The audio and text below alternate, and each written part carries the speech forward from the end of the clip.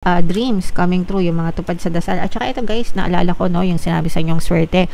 Guys, maaring ito rin yung mga dinadasal nyo, no? Kumbaga parang suswertehan kayo sa mga dinadasal nyo, mga kapiksi, and maaari kayong pumaldo, no? Itong swerte na to, maaari kayong pumaldo sa pera, yung iba maaari kayong maka-jackpot, no? Again, sa mga raffles, sa mga contest. So, imayin-may nyo na yan, mga kapiksi. Alright? Okay.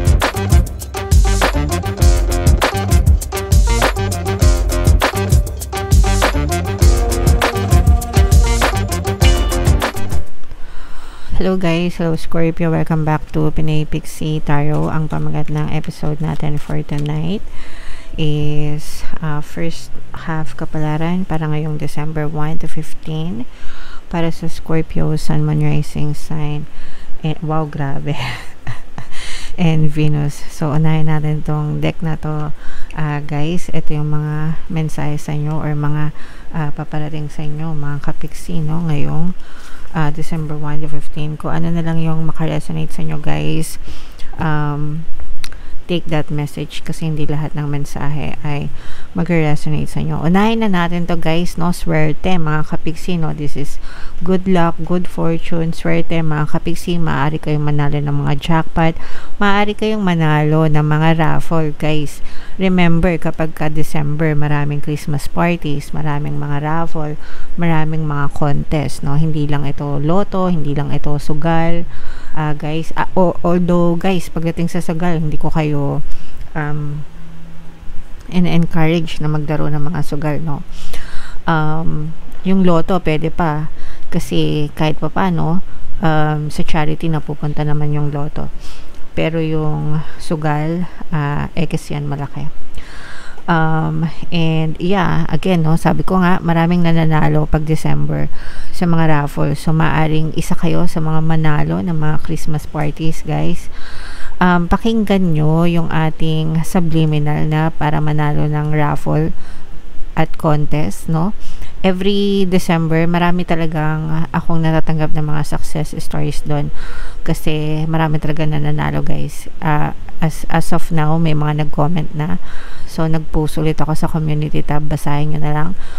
Pwede nyo siyang i-combo dun sa subliminal na pantaboy malas pang-akit ng swerte kasi ang lakas din makahatak ng swerte ng subliminal na yun, guys. So, i-combo nyo yung dalawang subliminal na yun.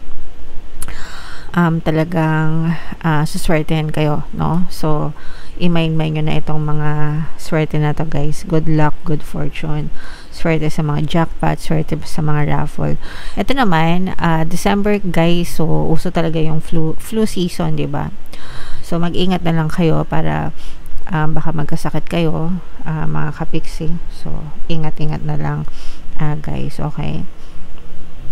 And then, eto, guys, i-manage nyo lang mabuti yung schedule nyo kasi medyo magiging busy kayo, kaliwat kanan yung mga parties, Christmas party, mga event, mga celebration, yung mga atay nyo, ingatan ingatan nyo yung mga atay nyo, guys, no, hinay-hinay sa mga pag-inom, mga kapiksi. So, yung mga tiyan nyo, mga sikmura nyo, guys, so hinay-hinay lang din, wag din nating abusuhin yung ating katawan, mga kapiksi, okay? So, yeah, comment down below, Scorpio, if feeling nyo nakaresonate kayo dyan. Shuffle natin to, guys. Hanapin natin yung energy ng Scorpio. Habang sinashuffle ko to, panoorin nyo muna, guys, yung video natin regarding sa ating paano mag-manifest ng abundance video course. Kapiksi, sawa ka na ba sa mga struggles at hirap sa buhay mo? Masipag ka ba at masikap sa buhay ngunit hindi ka pa rin umaasenso? Ilang beses ka na bang nag-attempt magnegosyo at mag-invest pero palagi ka pa rin nalulugi? Sa pagkakataon na ito ay maaaring may subconscious beliefs ka na nagiging balakid sa iyong pag-unlad at pagyaman. Introducing, paano mag-manifest ng abundance video course. Dito ay matututunan mong ma-overcome ang mga balakid mo para tuluyan ka ng umunlad, umasenso, sumagana, maging matagumpay, successful at maswerte sa iyong kabuhayan, pera, trabaho, negosyo, salapi at kaperahan ng bonggang-bongga. Dali, mag-send na ng email sa pinoypixie@gmail.com at simulan na ang iyong pagyaman ngayon. Alright, so sa lahat ng gusto mag-avail ng course guys, naka-flash sa screen nyo meron tayong paano mag-manifest ng abundance video course, paano mawala ang third party at magkaroon ng harmonious na relationship, paano pabalikin si ex, reverse breakup. Sa mga interesado guys, mag-send lang kayo ng email sa pinoypixietarot@gmail.com. So, Scorpio, kayo ay, by the way guys, kung naghahanap kayo ng pampaswerte, Aventurine tsaka Citrine, may makikita kayong link sa description box. Kayo ay represent ng King of Cups, no? Wow, latag natin yung spread nyo, guys. And available na yung ating 2026 kapalaran, mga kapiksi. So, kung hindi nyo pa napapanood, punta lang kayo sa homepage, guys. So, this is both negative and positive. Yung negative dito, guys, is ito, no, yung mga, for some of you talagang may mga malalang problema, malalalang problema, mga malalalang pagsubok na na-experience kayo sa buhay nyo. Pero, ito'y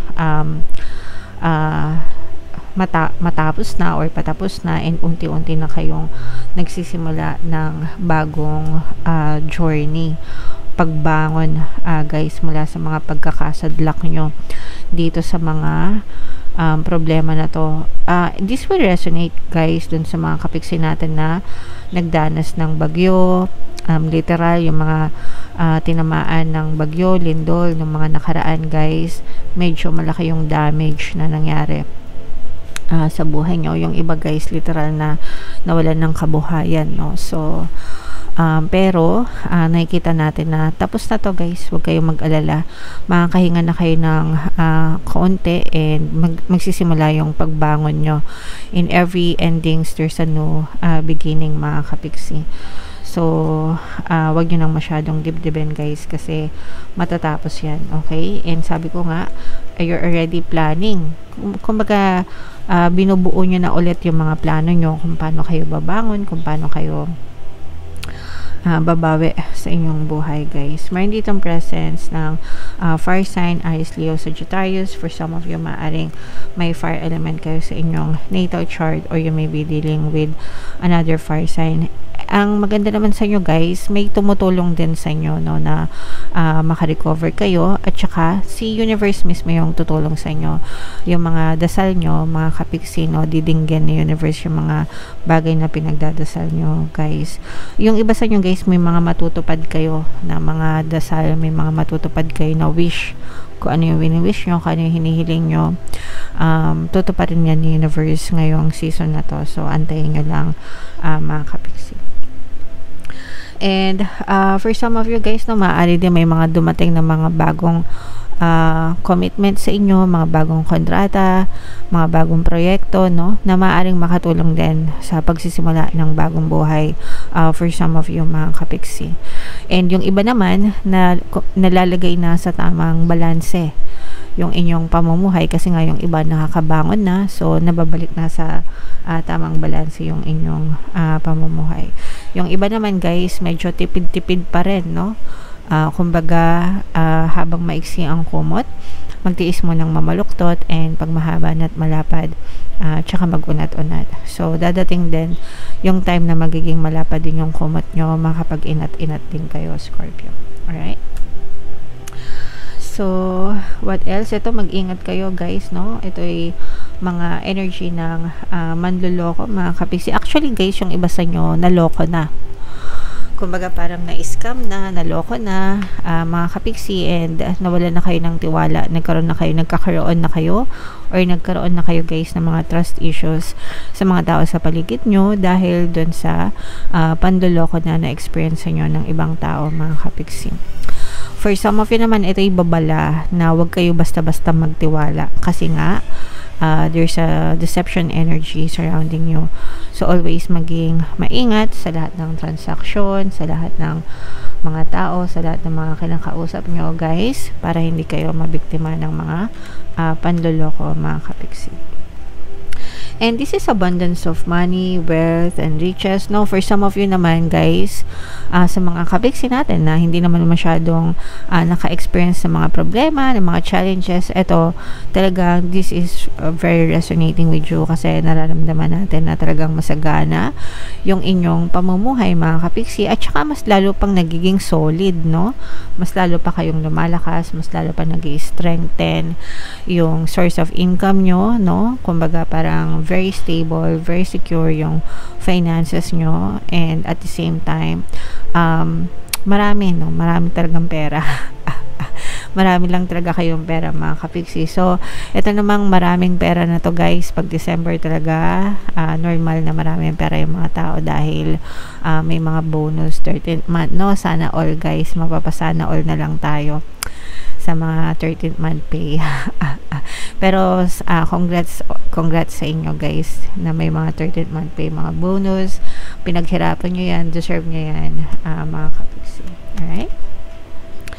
So, comment down below, Scorpio, if feeling nyo naka-resonate kayo, bunot lang tayo ng isa pang card. I-mind nyo itong mga abundance of money na to, guys, wealth, riches, itong mga dreams coming true, yung mga tupad sa dasal. At saka ito, guys, naalala ko, no, yung sinabi sa inyong swerte. Guys, maaring ito rin yung mga dinadasal nyo, no? Kumbaga, parang suswertehan kayo sa mga dinadasal nyo, mga kapiksi, and maaari kayong pumaldo, no? Itong swerte na to, maaari kayong pumaldo sa pera, yung iba maaari kayong maka-jackpot, no? Again, sa mga raffle, sa mga contest. So, i-mind nyo na yan, mga kapiksi. Alright? Okay, so yeah, nakaka-excite, Scorpio. Muna tayo ng additional mensahe. Ito, guys, dependency. Ito, guys, ibig sabihin ito, for some of you, parang nagiging dependent pa kayo sa ibang tao, and okay lang naman yan, guys, kasi yung masarap maging independent, but at the same time mahirap din siya, guys, no?